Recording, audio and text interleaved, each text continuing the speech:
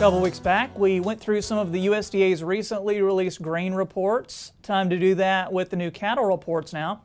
And Dr. Josh Maples is here to help us analyze the numbers. He's an assistant professor and livestock extension economist with Mississippi State University. Josh, thanks for being here. Thank you, Troy. Happy to be here. So I was hoping you could take a second to catch us up on these reports that were delayed because of the government shutdown. So could you remind us what was released and what this information attempts to tell us? Yeah, so we're in the middle of kind of an unprecedented amount of information that's about to hit the markets in a really short period of time. So last week we got the January cattle on feed report, and so this was telling us about placements and marketings during December.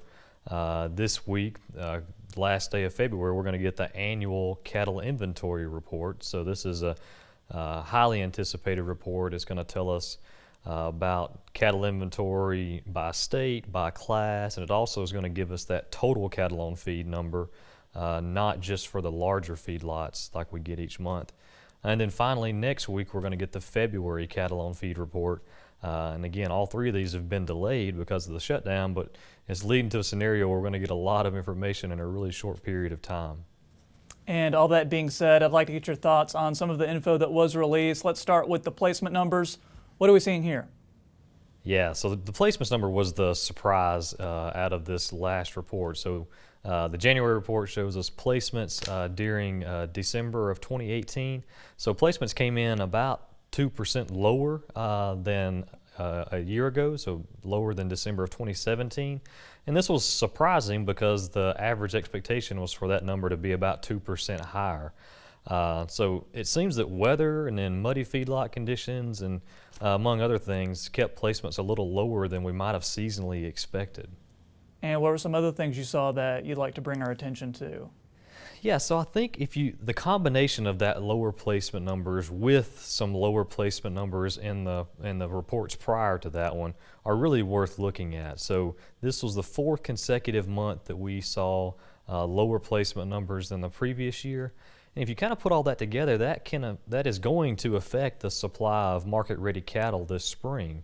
And then it's also going to probably suggest larger placements into feedlots in the spring months. So cattle that didn't get placed during the October, November, December months are probably going to come through during the spring months. And it seems like the futures market is really paying attention to this. There's a pretty wide spread between the April live cattle contract price and then especially late summer like the August live cattle contract price as traders are looking at when the supplies may be coming through. Does this new information change any of your predictions for what we could see in the beef sector for the first half of 2019 and beyond?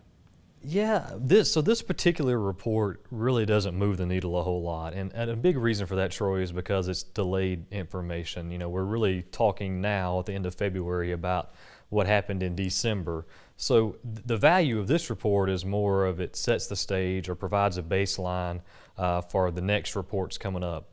And specifically that February cattle on feed report that's coming out next week. But the report I'm really looking for as far as setting the tone for 2019 is that cattle report that's coming out this week.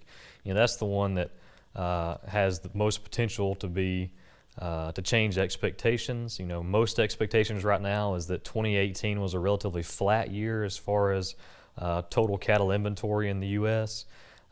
If there was anything outside of or too far away from that shows in the report, that could go a long ways into changing where we think we are in the cattle industry right now. And finally, Josh, any marketing advice you have for our viewers today? Yeah, so this time of year is a time of year when I really like to push risk management strategies. Springtime, or as we approach springtime anyway, that's usually when we find our price peaks for most of our cattle prices. And then we seasonally see prices go down through the summer and as we approach the fall months. So, think about what your 2019 plans are. You planning on buying, selling stockers, or retaining ownership throughout the feedlot maybe, or perhaps just wanting to get a better handle on what your feeding costs are at whatever stage you're in. This is a great time of year to sit down and evaluate your options, to try to plan for managing some of that price risk. And if you don't know where to start, or if there's just too much out there to consider, reach out to your state's University Extension Service. There's a lot of resources that are available out there.